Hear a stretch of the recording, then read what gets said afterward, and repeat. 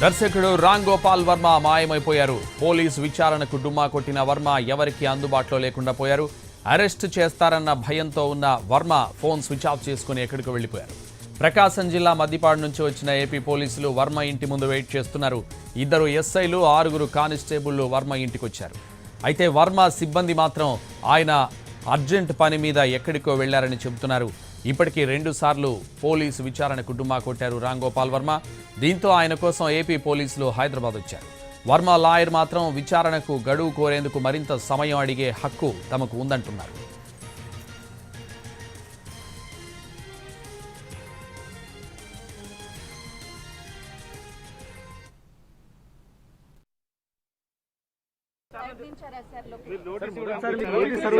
Information ఏం లేదు, కనుక్కొని చెప్తాం ప్లీజ్.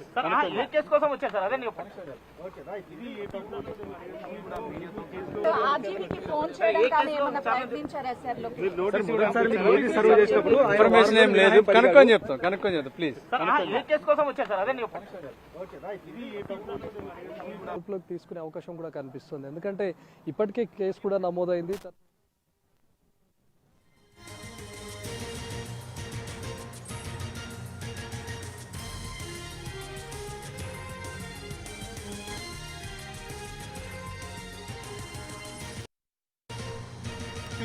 ఫిజికల్ గా ప్రెజెన్స్ అవసరం లేదు.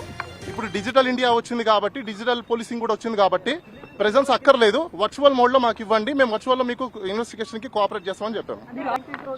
తర్వాత మళ్ళీ ఎక్స్టెన్షన్ టైం కూడా అడిగే అవకాశం, మాకు టైం కావాలి. అలానే ఫిజికల్ గా ప్రెజెన్స్ అవసరం లేదు. ఇప్పుడు డిజిటల్ ఇండియా వచ్చింది కాబట్టి, డిజిటల్ పోలీసింగ్ కూడా వచ్చింది కాబట్టి ప్రెజెన్స్ అక్కర్లేదు. వర్చువల్ మోడ్ లో మాకు ఇవ్వండి, మేము వర్చువల్ లో మీకు ఇన్వెస్టిగేషన్ కి కోఆపరేట్ చేస్తామని చెప్పాము. తర్వాత మళ్ళీ ఎక్స్టెన్షన్ టైం కూడా అడిగే అవకాశాలు ప్రతి ఒక్కరికి ఉంటాయి కాబట్టి మేము ఎక్స్టెన్షన్ టైం కూడా అడిగాము. ఇది ప్రీ షెడ్యూల్, ఆయనకున్న ప్రాజెక్టుల రీత్యా మేము ఆయన షెడ్యూల్స్ ని చూసుకొని మేము టైమింగ్స్ అడగడం అనేది జరిగింది. ఇది ఒకటే కేసులో ఫస్ట్ మేము అడిగిన మేము ఏదైతే టైం అడిగామో, టైం అడిగిన తర్వాత మళ్ళీ వాళ్ళు వేరే టైంలో సేమ్ నోటీస్ ఇస్తారు. అడిగిన తర్వాత మళ్ళీ మేము కూడా రిప్లై ఇచ్చాము. సో దానికి డీటెయిల్ గా రిప్లై ఏమని ఇచ్చామంటే, ఇప్పుడు డిజిటల్ పోలీసింగ్ వచ్చిన తర్వాత ఇండియాలో మొత్తం అంతా డిజిటల్ పోలీసింగ్ వచ్చింది. బిఎన్ఎస్ఎస్ కొత్త చట్టాలు కూడా వచ్చాయి, దాంట్లో కూడా క్లియర్ కట్ రాస్తున్నారు. కాబట్టి ఫిజికల్ ప్రెసెన్స్ అవసరం లేనప్పుడు ఇలాంటి చిన్న కేసులకి మీరు వర్చువల్ మోడ్ లో కూడా, హైబ్రిడ్ సిస్టమ్ లో కూడా తీసుకోండి, హైబ్రిడ్ మోడల్ లో కూడా తీసుకోండి అని చెప్పి మీరు రిక్వెస్ట్ చేయడం జరిగింది. మాకు టైం కావాలి. అలానే ఫిజికల్ గా ప్రెసెన్స్ అవసరం లేదు. ఇప్పుడు డిజిటల్ ఇండియా వచ్చింది కాబట్టి, డిజిటల్ పోలీసింగ్ కూడా వచ్చింది కాబట్టి ప్రెజెన్స్ అక్కర్లేదు. వర్చువల్ మోడ్ లో మాకు ఇవ్వండి, మేము వర్చువల్ లో మీకు ఇన్వెస్టిగేషన్ కి కోఆపరేట్ చేస్తామని చెప్పాము. తర్వాత మళ్ళీ ఎక్స్టెన్షన్ టైం కూడా అడిగే అవకాశాలు ప్రతి ఒక్కరికి ఉంటాయి కాబట్టి మేము ఎక్స్టెన్షన్ టైం కూడా అడిగాము. ఇది ప్రీ షెడ్యూల్, ఆయనకున్న ప్రాజెక్టుల రీత్యా మేము ఆయన షెడ్యూల్స్ ని చూసుకొని మేము టైమింగ్స్ అడగడం అనేది జరిగింది. ఇది ఒకటే కేసులో ఫస్ట్ మేము అడిగిన మేము ఏదైతే టైం అడిగామో, టైం అడిగిన తర్వాత మళ్ళీ వాళ్ళు వేరే టైంలో సేమ్ నోటీస్ ఇస్తారు.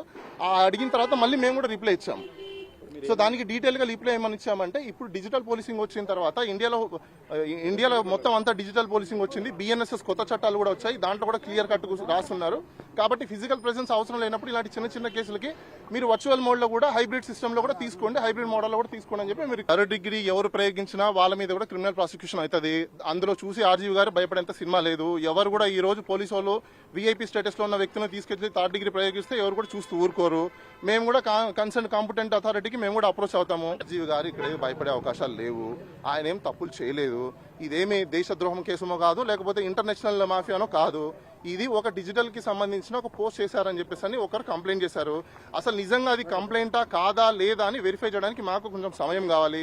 వాళ్ళు కంప్లైంట్ ఇచ్చారు, వాళ్ళు ఎఫ్ఐఆర్ కట్టారు, అది ప్రాసెస్. ఆ ప్రాసెస్ అయిపోయిన తర్వాత నెక్స్ట్ ఏం తీసుకోవాలా ఏం లేదని చూసి మేము కూడా దాని మీద యాక్షన్ తీసుకుంటాం. తీసుకునే అవకాశం కూడా